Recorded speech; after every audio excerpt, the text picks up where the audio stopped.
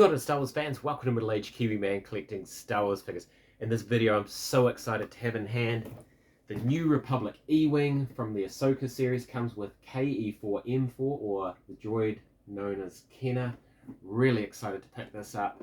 Pre-ordered it through EB Games in New Zealand. Got a text message this morning saying it was ready. Had to drop what I was doing and go pick it up and finally get a chance to open it up and have a look. There is the box, the New Republic E-wing and KE4-N4 from the Ahsoka TV show. And as always with Vintage Collection, it is a beautiful looking box. Fantastic artwork. Image there of the droid in front of the ship. And it's on that Lithol highway where that action scene takes place. In terms of size of the box is exactly the same size as the X-Wing box. There's Anton Merrick's X-Wing, same size as Luke Skywalker's X-Wing, and also same size as the box for the Mandalorian M1 Starfighter. So, that is very cool. Love the diorama setup. Call out to the figure that you get inside, and another image with what's in the box. We've got another similar version of that image on the top.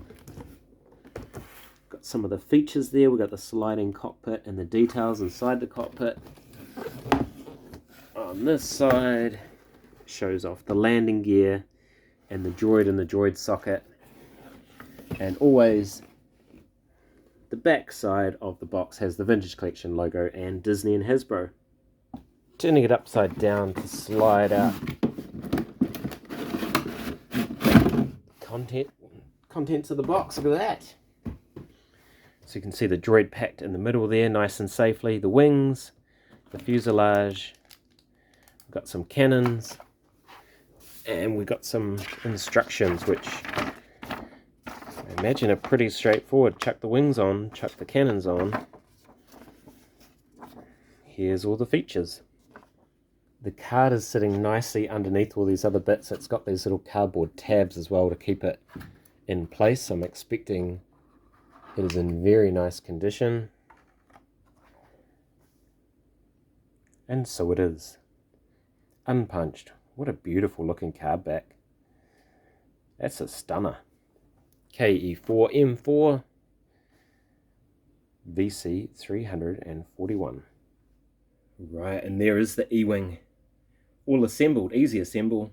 Only a few pieces to put together. I gotta say, it looks fantastic. It looks really, really good. I mean, everybody else has commented on it, but I'm going to as well. There is just a lack of a wash, a bit of weathering there, just to make the details pop a little bit more.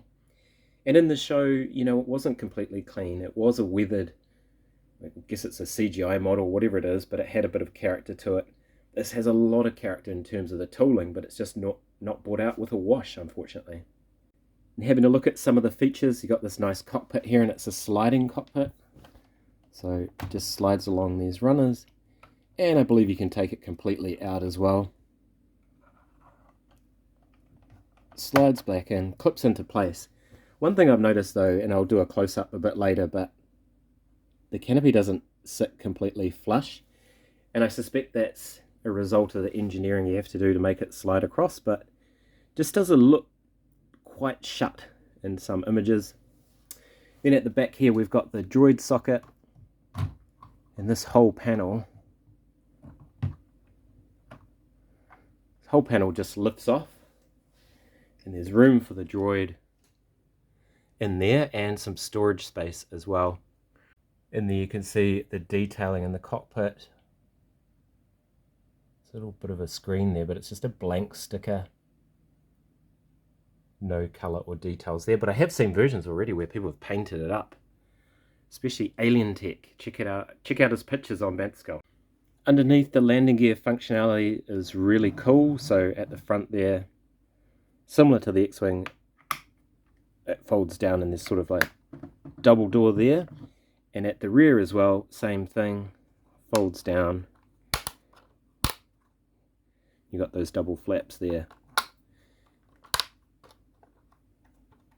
So yeah, that is very cool. Once again, lots of detailing around the engine. You can see there's a little bit of paintwork on the end of the engine, but nothing to bring out the details. And even inside the landing gear bay, so much detail in there.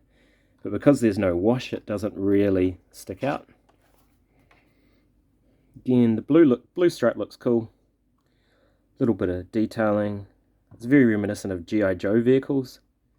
You know, the don't step here and stuff like that, and the little symbols.